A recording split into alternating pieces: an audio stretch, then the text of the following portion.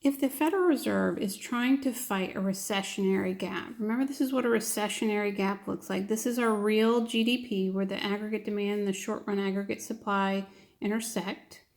Okay, that's how much we're actually producing. The LAS curve shows us our potential GDP. So we are below, this is our full employment, or our long-run aggregate supply curve is showing potential GDP. So real GDP is less than potential GDP. So what is the Federal Reserve, going to do? The first thing that they're going to do is they're going to buy government securities. Okay, when they buy government securities, that's going to add new bank reserves into the banking system. So bank reserves are going to increase. Okay, so the banks are going to have more money to lend out. So let's see what that's going to look like. Okay, so we're going to have the interest rate here, and we're going to have the quantity of bank reserves here. Okay, so the bank reserves were going to increase. I'm going to say bank reserves. Now, from Chapter 8, we learned about money demand. Okay, that's downward sloping. So when that happens, we get an equilibrium interest rate. Let's just say it's 3%. Okay, so now when bank reserves are going to increase because the Fed bought government securities, we call those treasuries. So we're going to increase these bank reserves. Okay, so the bank reserves are going to increase. So what's going to happen to the interest rate? Let's say it's going to decrease to 2%. So when bank reserves increase, the interest rate decreases.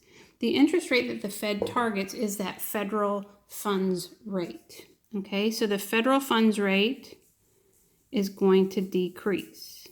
And when the federal funds rate decreases, other interest rates decrease. Okay, so if other interest rates decrease, we're trying to figure out what's going to happen to our GDP. And remember, the components of that are C, I, G, X, and M. So if interest rates go down, consumption will increase because it's going to be cheaper for us to go buy a new car because the interest rate's low. It's going to be cheaper for us to go use our credit card to buy stuff. It's going to be cheaper for us to just, in general, buy things. Okay, investment, because the interest rate, remember, investment is the purchase of capital, the purchase of new homes, adding inventories to our stock. We're not talking about financial investments. Investment's going to increase as well because the interest rate is lower.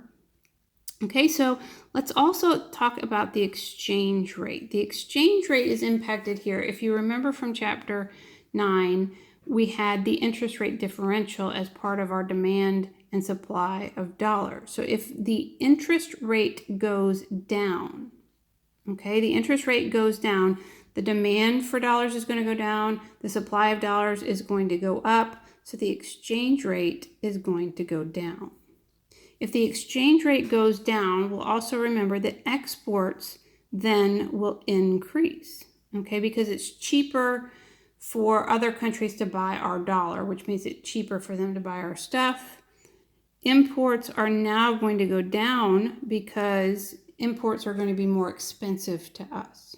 Okay, so if C goes up, I goes up, X goes up, and M goes down, remember M is a negative component, so when that goes down, GDP is actually going to go up. So if all that happens, aggregate demand will increase.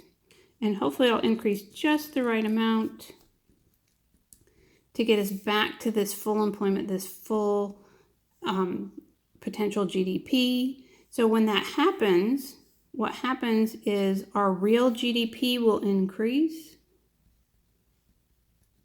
and the price level is going to increase.